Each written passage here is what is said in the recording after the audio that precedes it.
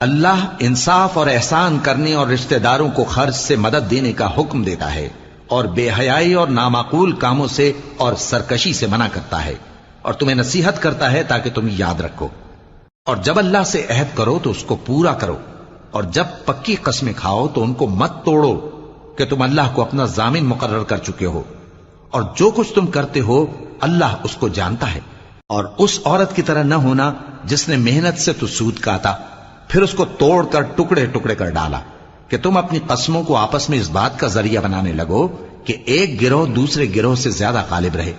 بات یہ ہے کہ اللہ تمہیں اس سے آزماتا ہے،